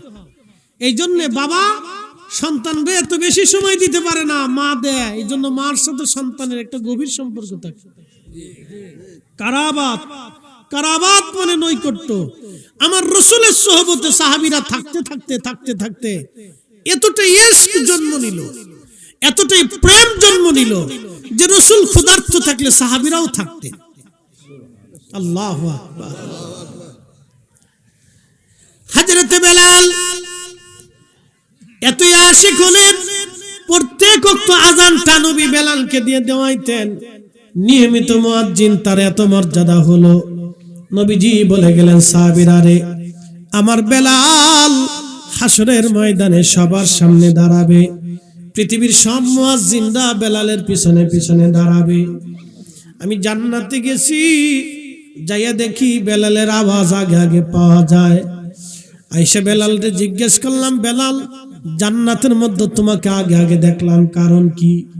বেলাল বলল, হুজুর আমার অজু গেলে আবার অজু করি, অজু করার পরে 2 রাকাত নামাজ আদায় করি। একসাথে জোরে বলেন মারহাবা। আর আমরা অনেকের পোলা পানি আছে মুতি পানি লেনে, তো অজু করবে কোন সময়? পেশাব করে পানি লেনে। আর বেডিকের কথা তো কই লাভ নাই, সে মেকআপই সারে না, তো অজু করবে কোন সময়? কি কথা কর না, তার তো মেকআপই শেষ হয় না, তো অজু করবে ছাতা কখন? অজুই বুঝে না। আমাদের বহু মেয়ে আছে অজুই বুঝে না, সারা দিন অজু করে। হ্যাঁ, বহু মেয়ে আছে, জিজ্ঞেস করে কয়টা মেয়েকে জিজ্ঞেস করেন তো অজু করে কিনা, জিজ্ঞেস করে। নামাজও পড়ে না, অজু বুঝে না। মেয়েরা খালি সোনু ডলে সুন্দর হওয়ার জন্য, আল্লাহর কসম করে বলি, সোনু ডলে কোনোদিন সুন্দর হওয়া যায় না। সুন্দর হইতে হলে নারীকে 2টা কাজে আসতে হবে, 1 নাম্বার অজুতে, 2 নাম্বার পর্দা। কয় কাজে? জোরে বলেন, কয় কাজে? 2 কাজে, অজুতে, পর্দায়। 2 কাজে আসলে নারী এমনি সুন্দর হয়ে যাবে। একসাথে বলা যাবে না আল্লাহু আকবার। মনোযোগ দিয়েন। হযরতে বেলাল মুয়াজ্জিন রাসূল, নবীর মুয়াজ্জিন হয়ে গেলেন। নবীজির ইন্তেকালের সময় ঘনিয়ে গেল। আল্লাহর নবীর কাছে জিবরাইল বারবার আসে, খোঁজ খবর নিয়ে যায় নবী কেমন আছেন। শুধু জিবরাইল এখন আর একা আসলেন না, আজরাইল আসছে। এসে নবীজির দরজায় বসলেন। জিবরাইল বললেন, ইয়া রাসূলুল্লাহ, আজকে একা আসি নাই, মালাকুল মউতকে সঙ্গে করে নিয়ে আসছি, যিনি মায়ের কোল থেকে সন্তান নিয়ে যায়, সন্তানের কোল থেকে মা বাবাকে নিয়ে যায়। কেন আনছেন? বলে, হুজুর আজরাইল আপনার সাথে কথা বলতে চায়। আজরাইল সালাম দিয়ে বলেন, ইয়া রাসূলুল্লাহ, আল্লাহ পাকের ফরমান হলো, আপনি নবী যদি অনুমতি দেন, আপনাকে আমি আল্লাহর দরবারে নিয়ে চলে যাব। আর যদি অনুমতি না দেন, আপনাকে রেখে চলে যাব। আপনার যতদিন মন চায় ততদিন উম্মতের মাঝে থেকে যাবেন। হয় না চিৎকার মেরে বলেন, ইয়া রাসূলুল্লাহ, আমাদের মৃত্যু আমাদের হাতের মধ্যে নাই।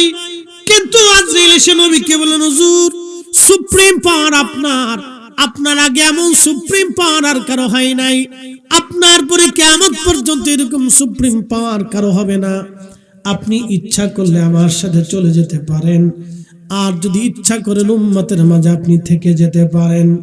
আপনি বললে জান কবজ করব, না বললে আমি আজরাইল ফিরে চলে যাব। নবীজি বললেন, জিবরাইল আল্লাহর ফরমান কি এরকম? বলে, হ্যাঁ ইয়া রাসূলুল্লাহ, আল্লাহর ফরমান এরকম নবীজি। আল্লাহ রাব্বুল আলামিন জিবরাইল ডাক দিয়ে বললেন, ইয়া রাসূলুল্লাহ, তবে আমার রব আমার আল্লাহ আপনার দিদারে আগ্রহী হয়ে অপেক্ষায় আছে। আপনার দিদারে আমার আল্লাহ আগ্রহী নবী গো, আপনার মাসুক আপনার অপেক্ষায় আছে। নবীজি কেঁদে দিয়ে বললেন, জিবরাইল তাহলে এই দুনিয়াতে আর আমি থাকতে চাই না, আমার মাসুক আমার মাওলা আমার অপেক্ষায় আগ্রহী। জিবরাইল আমি এখনই খোদার দরবারে চলে যেতে চাই।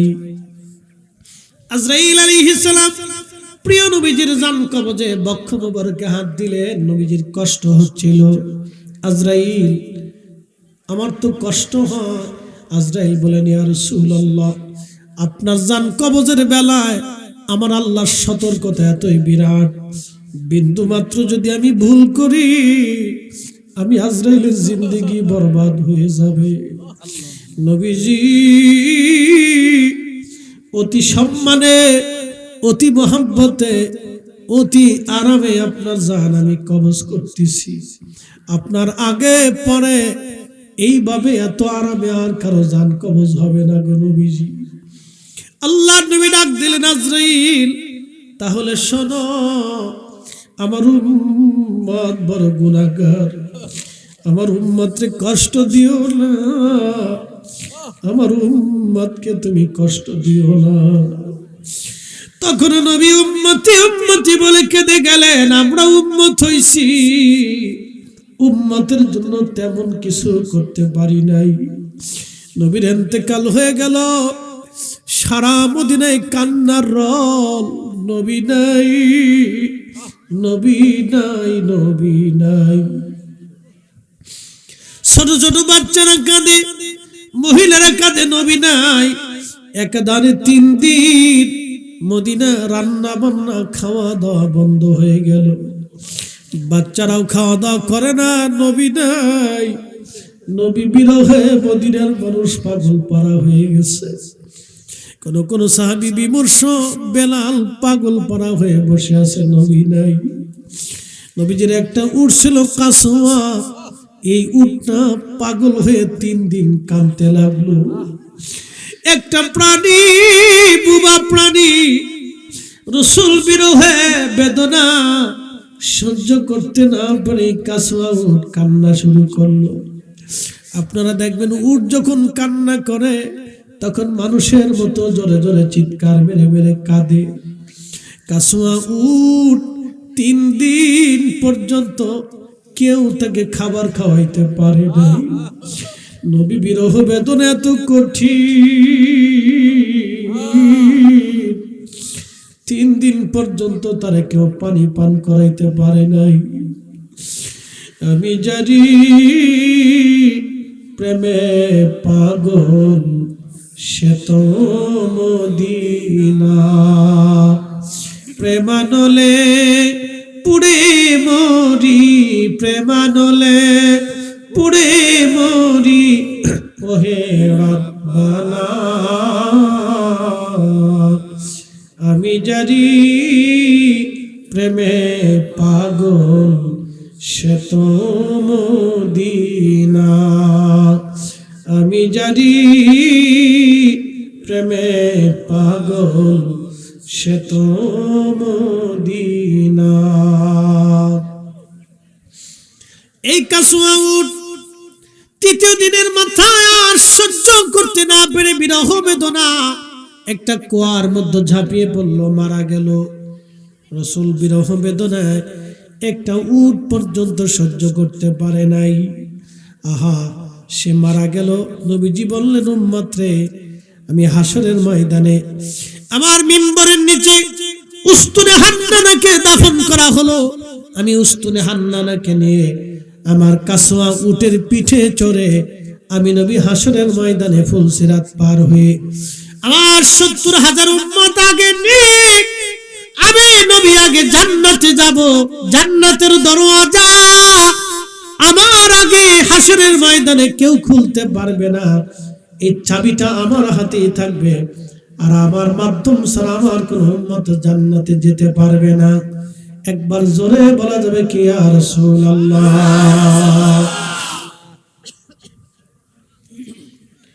বেশি কষ্ট পেলেন হযরত বেলাল। আজান দিলে নবী আসতেন, এখন আর নবী আসে না। চিন্তা করলেন আর আমি আজান দেব না। আবু বকরকে জানিয়ে দিলেন, আবু বকর আমি আর আজান দেব না। বেলালের জীবনীর ভিতরে আসছে, ইমাম জাইলাই নাসবুর রায়ার মধ্যে তিনি লেখেন, হযরত বেলাল আবু বকরের সামনে এসে দাঁড়িয়ে গেলেন। আবু বকর বিদায় দেন, আমি সিরিয়াতে চলে যাব। আবু বকর আমাকে বিদায় দিয়ে দেন, আমি চলে যাব, আর আমি মদিনায় থাকবো না। আবু বকর জিজ্ঞেস করলেন, কেন বেলাল?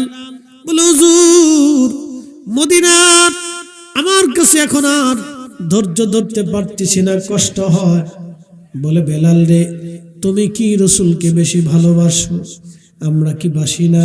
বলে, হ্যাঁ আবু বকর, আমি রাসূলের রওজা মোবারক দেখলে আমার আর সহ্য হয় না, আমি স্থির থাকতে পারি না। দেখবেন কিছু কিছু মা আছে, সন্তান মারা গেলে সন্তানের কবরের পাশে যে মা বসে থাকে, মা সন্তানের কবরের দিকে তাকায়া জানালার পাশে বসে বসে মা কান্না করে। গ্রামের মহিলারা বলে কান্না কেন করো, কিন্তু মা হৃদয় তো মানে না, কারণ সন্তান মা থেকে জুদা হয়ে গেছে। সন্তানের কবরের দিকে তাকায় মা কাঁদে, সন্তানের জামা ধরে ধরে মা কাঁদে, সন্তানের বই ধরে ধরে মা কাঁদে, সন্তানের বিছানায় গেলে মা কাঁদে, সন্তানের কবর দেখলে মা কাঁদে, বাবা কাঁদে, কারণ কলিজার ভিতর থেকে মা সন্তানকে ভালোবাসে। এই ভালোবাসার কোনো দলিল হয় না। আশিকে রাসূল বেলাল কলিজার ভিতর থেকে এতই বেশি ভালোবাসতেন, আযান আর দিতে পারতেছেন না, কষ্ট হয়। আশহাদু আন্না মুহাম্মাদুর রাসূলুল্লাহ শব্দ বলার পরে ধৈর্য ধরতে পারতেন না। উনি বিদায় নিয়ে চলে গেলেন। রাতের গভীরে ঘুমিয়ে আছেন। স্বপ্নের ভিতরে ইমাম তাকিউদ্দিন সুবকি আশ-শিফাউস সাকামের মধ্যে তিনি লেখেন, রাতের আধারে ঘুমের মধ্যে তিনি স্বপ্ন দেখলেন রাহমাতুল লিল আলামিন বর্তমান যে সিরিয়া সুন্নি মুসলমানরা দখল করলো, সেই সিরিয়ার দামেস্কেতে বেলাল ঘুমিয়ে আছে। স্বপ্ন দেখতেছে রাহমাতুল লিল আলামিন নবী তশরিফ এনেছে। বেলাল রে ডাক ডাকা, বেলাল রে এ কেমন জুলুম তুমি আমার সাথে শুরু করছো বেলাল, আমার জিয়ারতে কেন আসো না? বেলাল আমি নবীর জিয়ারতে আয়। কতদিন হলো তুমি আমার জিয়ারতে আসো না বেলাল, আয় রে বেলাল আমি নবীর জিয়ারতে আয়, আমি রসুলের জিয়ারতে আসো বেলাল। নবীজি স্বপ্নে ডাকার পরে আশিক রসুল হযরত বেলাল সুদূর সিরিয়া থেকে রওনা দিয়ে মদিনাতুল মুনাওয়ারাতে আসলে। রওজা শরীফ জালি দিয়ে ঘিরে রাখা ছিল। ঠিক ওই সময় বেলাল বসে বসে রওজা শরীফের সঙ্গে মাথা ঠেকাইয়া বেলাল কাঁদতেছিল, আর ধুলা বালি গুলি মাথা মোবারকে মাখাইতেছিল।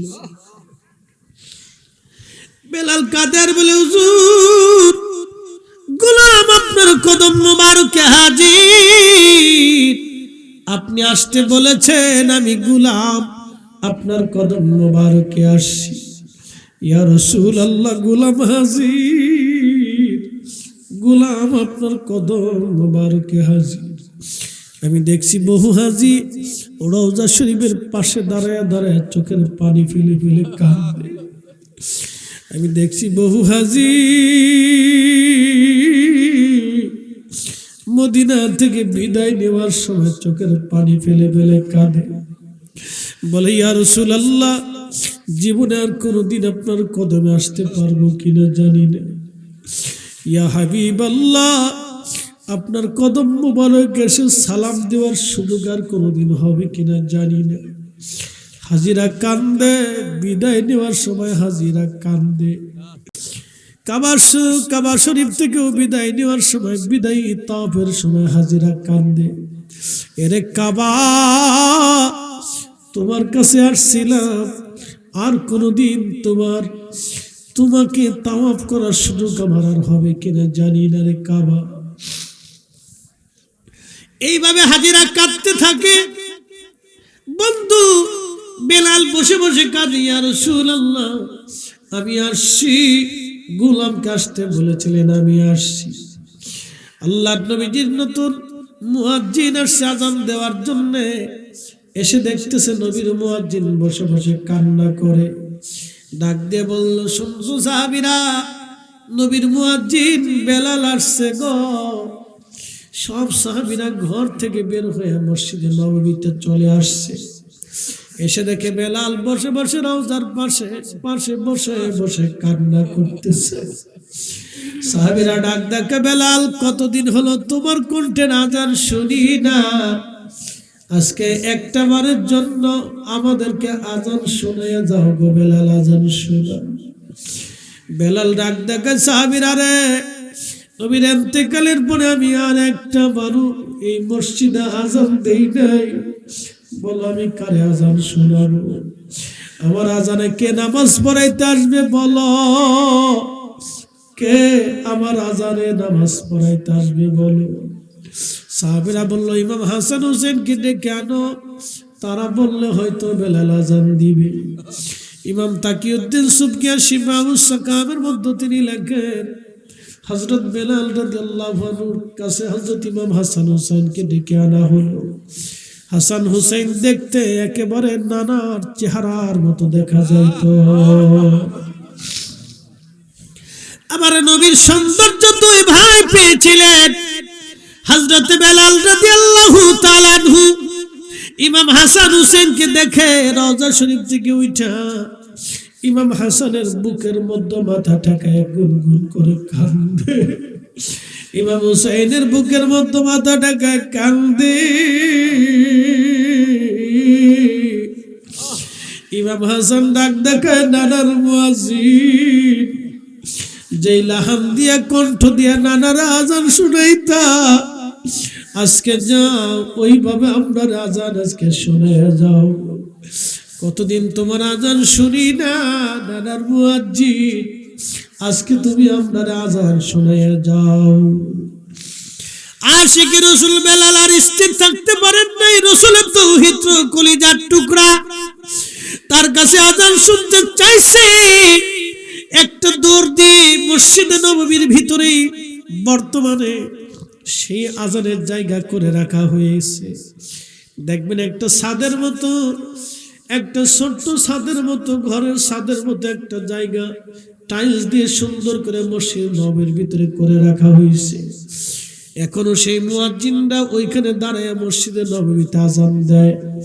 ওটা বনু নাজ্জার গোত্রের এক মহিলার সাহাবীর ঘর ছিল।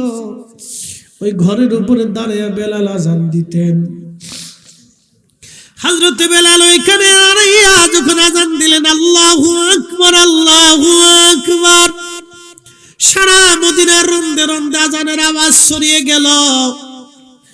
ফজরের সময়, তাহাজ্জুদের সময় মদিনার ঘর থেকে শিশু বাচ্চা থেকে শুরু করে বালক বালিকা, যুবক যুবতী, মহিলা নারী বৃদ্ধ, এমন কোন ব্যক্তি নাই রে মদিনার ঘর থেকে বের হইয়া নবীর রওজা মোবারকের দিকে দৌড় দিচ্ছে। সবার মুখে একটা বাণী, একটা কথা, নবী বুঝি ফিরে আসছে, রাসূল বুঝি ফিরে আসছে রে, নবী বুঝি ফিরে আসছে। হে রাসূল তোমায় ভালোবাসি, অন্তরে শুধু মুখে না, জান্নাতের আশায় নয় হে রাসূল, জাহান্নাম কেউ ডরি না। তোমায় পাওয়ার আশায়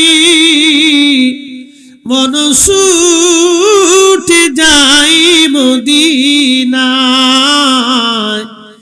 এ আশিকে দিদার দাও না, আর দূরে থাকিও না।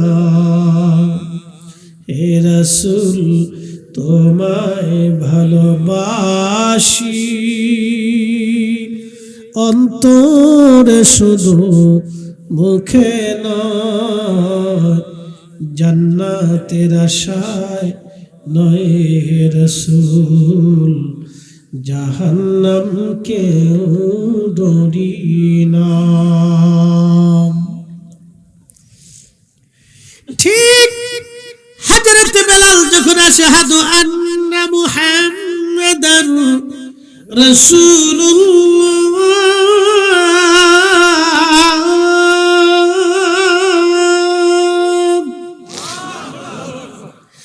আজানের আওয়াজ যখন দিলেন, ঠিক তখনই মদিনার মাটি থরথর করে কেঁপে উঠল।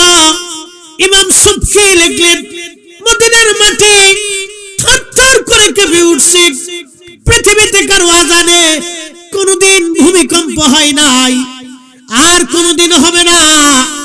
একদিনের আজানে, সেই দিনের আজানে মদিনার মাটি গুলো কেঁপে উঠল, পৃথিবীর মাটি কেঁপে উঠল। বুঝতেই পারতেছেন এশকে রাসূলের তাড়নায় পৃথিবীর মাটি পর্যন্ত স্থির থাকতে পারে নাই। তাহলে মদিনার মানুষের হালত কেমন হয়েছিল আপনি বুঝেন? মদিনার এমন কোন মানুষ ছিল না সেই দিন না কেঁদেছিল। সবার একই চিন্তা, রসুল কি ফিরে আসছে নি, রসুল আসছে নি, নবী আসছে নি, রসুল বুঝি ফিরে আসছে, নবী আসছে নি। বুঝতে পারতেছেন মদিনার মাটি কেঁপে উঠলো। সেই দিন মদিনার মানুষের হালত কি হয়েছিল। আহা, বড় কঠিন রসুল প্রেম, বড় কঠিন। এশকে রসুল, এশকে রসুল যার নাই সে ঈমানের স্বাদ নিতে পারে না। ঈমান কি জিনিস সে বুঝবে না, ঈমান কি জিনিস বুঝবে না। যার কারণে জগত সৃজন রে দেখো চন্দ্র সূর্য তারা শূন্য ভরে, আসে আচল নিশ চলে ধরা ধরে, নবী পদবিনে ভাবো সবই মিশে। আরশ সে জিয়াদা মর্তবা আলা রোজে রাসূলুল্লাহ কা, অনুসি রোজে আনোয়ার পর গুনাহগার কি লাখো সালাম ইয়া নবী।